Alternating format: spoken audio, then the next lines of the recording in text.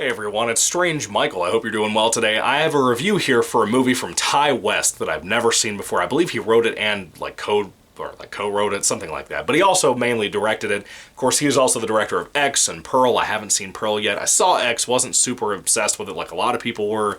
I saw The Sacrament, really solid flick about a cult. Really enjoyed that, kind of a Jim Jones type of thing. House of the Devil I saw from him last year, and I loved that. That's probably my favorite movie he made that I've seen so far. There might be some I've missed, I don't know.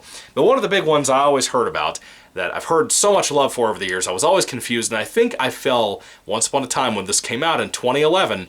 I think around the time 2011 hit and this movie was released, I believe that I saw some kind of Asylum knockoff thing that had a similar title. Because all I remember was that movie opening up with a young lady walking into like an apartment or a house or whatever, and there was a guy in the corner standing facing the corner, and she couldn't see him. So I assume some kind of knockoff ghost movie of some sort. Anyway, this movie that I'm talking about is not that movie. That movie was something else that I've confused all of these years with this well-made, really good, actually kind of low-budget film that shows up to something like Stay Alive that I just reviewed right before this. This movie from 2011 from Ty West is called The Innkeepers. I have wanted to see this for so long, to give it a chance, even though I was confusing it with that other movie, just because of the things I had heard and how much I really like Ty West's work. Of course, he's on VHS. The VHS movies, I really like him when he works on those as well. I think he only did the first two. I could be wrong, though. What is The Innkeepers about? Well, as you can tell from the really cool poster here, it's kind of like a haunted house story, but kind of not. It kind of is sometimes. Most of the time, it's more of a horror comedy, in my opinion. It stars Sarah Paxton, who I knew from Disney Channel. Yes, she was part of my Disney era when I was a kid, watching stuff like, Halloween Town, that kind of thing. Good actress, really good actress, and she's really good here. This is mainly about two hotel employees who work at an older hotel, I think it's pretty old, as a matter of fact, and it's refurbished and all that. Apparently they're working on the last weekend, like the last Friday, Saturday, Sunday, that this place will be open. The third floor is completely shut down. They're just kind of running two floors in their lobby. And they have some guests, not many. They have like one lady and her son. They have another lady who happens to be an actress that was in a show that Sarah Paxton's character loved when she was a kid. So she kind of geeks out and wants to, introduce herself to this actress, tell her how much her work meant to her and whatever. And that's really all the people who are there, aside from people who come in during the movie to come stay at this hotel.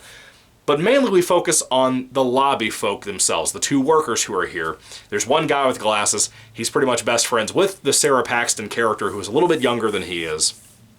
And they have a really tight friendship, a really tight bond. One of their biggest bonds, though, happens to be their obsession with ghosts and haunted house stories, and mainly the place they're working at right now, where they sometimes record EVPs and that kind of thing to see if they can capture some kind of proof of ghosts. They even developed a website, mainly he did, of this particular urban legend ghost story stuff from this house. There's a lot to be said about the urban legend ghost stuff for this place. It's kind of repetitive compared to most ghost movies you've seen in haunted house movies and all that shit that's been overdone to death.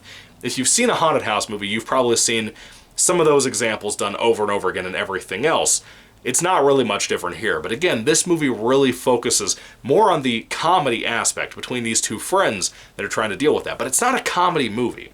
I keep saying that, I keep slipping up and saying that, but it's not like a horror comedy. It just has so many elements of that to it to really develop our characters. Ty West is very much a character guy when it comes to writing, directing, acting, all of that stuff. That really matters to his types of movies like House of the Devil. And he really focuses on that here. And I think personally he really pulls it off here.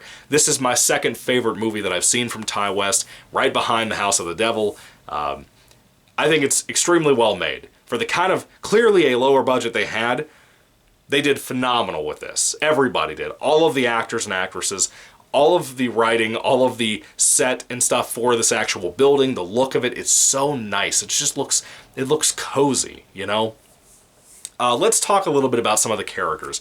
I already talked about Sarah Paxton and her buddy that work here as well, their interests and needs and whatever. But let's talk about the one lady who's like the actress from the show that Sarah Paxton's character loves from when she was a kid. She is clearly supposed to be Jamie Lee Curtis, with the rude, bitchy attitude to the haircut, all of it. It looks like the Activia era of Jamie Lee Curtis, which is basically the nowadays Jamie Lee Curtis era. She is clearly trying to play that role, and I think it's hilarious. The writing for all of these people, mainly with the dialogue, is typically strong in a Ty West movie. It's strong here too, and it works. The character stuff really works, not only in interaction, but in the dialogue when they're by themselves sometimes too. All of that stuff works so well. I always think it's funny too, how Sarah Paxton, her friend who works there, is another clerk or whatever you want to call the guy. They have to switch out. One goes to bed for a little while, the other one stays up and hangs out. That whole switcheroo is pretty funny. There's a lot of humor that comes out of that. Especially when Sarah Paxton has to use his laptop for a little bit to watch movies and whatever. Some of the things she finds on there are pretty funny. The look of the movie, the cinematography of it is fantastic. They really utilize the location well. I love that about it. Very cozy, as I said, for this hotel setting. There's not really any CGI per se in the film. There is some special effects stuff. Nothing like super fancy. But the things that are used, there's not really like a slasher element or anything like that, but there is some death in this movie. That stuff is very effective. That stuff actually has some heart and some soul to it, and a little bit of blood.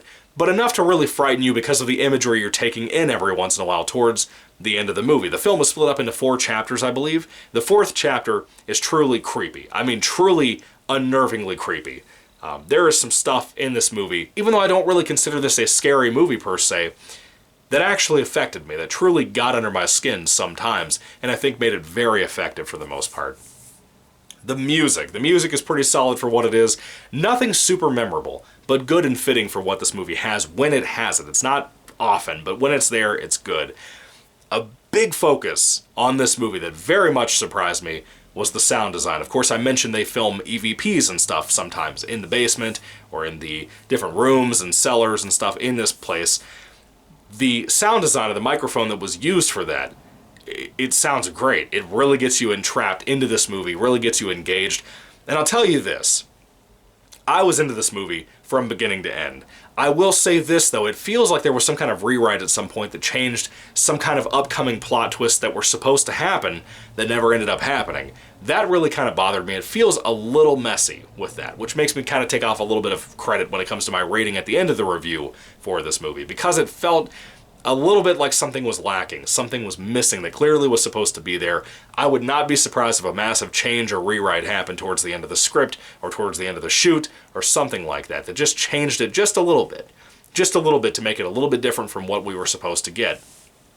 But anyway, overall, the film itself, I loved it. I really loved it. I think it's a great movie. Not as great as House of the Devil, but really good, really showcasing early Ty West and the kind of career that he has made over time, how talented this man is with everything that he can do. He really pulled this off. The Innkeepers is a very stunning, good movie, and I'm glad and proud to say that I have it in my collection with some other Ty West stuff.